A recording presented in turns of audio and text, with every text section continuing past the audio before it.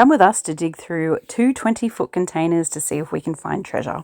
This is my husband Max. He and I live at his childhood home with his mum. We have our own house and she has her own house as well. Sadly, my husband's dad passed away almost 20 years ago. He was a very brilliant artist and he also collected toys that he was planning to make into a museum one day. He sadly didn't get the chance. Max and I thought that these were the two containers containing his father's toy collection.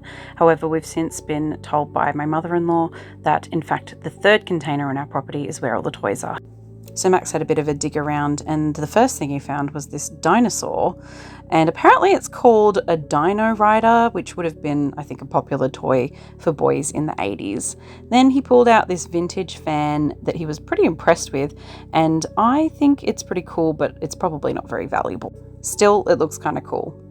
The next thing we did was close up this container and then open up the second container. We had a bit of a sticky beak in here a few months ago and found that there were floor-to-ceiling boxes.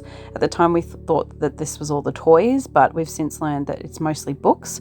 When we opened this though, we started looking around and most of the things in here are covered in rat poo and probably have animals living in here. There were termites at one point and it had to be treated, but as you can see, it is packed to the gills. I'm sorry, this is gross. That is rat poo infested. The container has been like this for 20 years and we are now tasked with going through everything. We're going to hire a skip and also use PPE next time. I promise we'll start wearing gloves and masks. We know rat poo is pretty hazardous. So we opened this up and apparently it was just some random spaceship that his dad was trying to build with parts. And then we brought out this model ship. Again, rat poo all over it. Promise we'll wear gloves next time. Inside, it was in pretty good nick. It did have a little bit of rat poo in there, but otherwise still in good condition. Kind of cool. Then we brought out this box and Max has been tapping on the boxes before opening them because there could be snakes or rats in there. But instead, it's old vintage wooden blocks. He almost fell out of the container just then, by the way. But anyway, opening it up, they're in really good condition. I was quite surprised that nothing had gotten into this box. So that's pretty cool that we were able to find vintage wooden blocks. Quite Montessori. Anyway, here is another box that you can see there's a hole in the front of that, and we opened this up to find something absolutely disgusting, a rat's nest, an actual rat's nest living amongst board games. Max started touching this with his fingers and I was like, please don't do that. That is gross. And so he got a stick and started digging around in there to see what the board games were. We couldn't really recognize them. I think they're quite old, so I don't think they're within our time.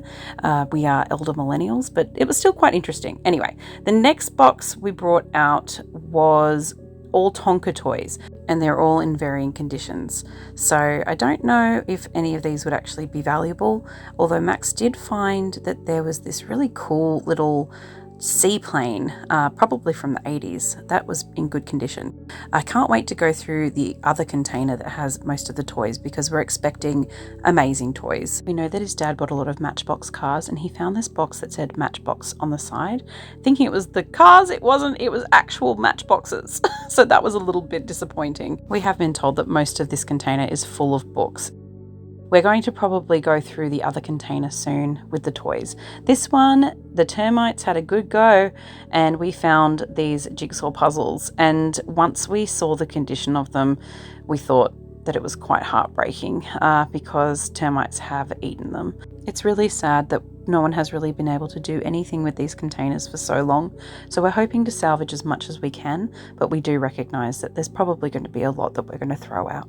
We don't have anywhere to stage any of this, so we're planning to throw out most of the stuff that's at this end of our shed to create a staging area. And we also have another end of the shed where a lot of stuff can come out. And we're just going to start using this as a staging area so that we can go through all of it bit by bit. Thanks for watching, and we hope you follow along for more treasure finds in the future.